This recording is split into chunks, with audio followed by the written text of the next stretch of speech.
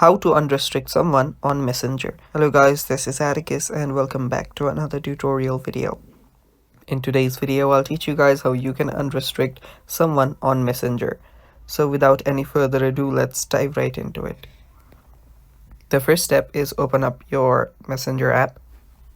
Make sure that you're logged in into your account. After you do that, head over to the menu on your Messenger. It's on the bottom right on mine. After you do that, head over to the settings that is right below your profile.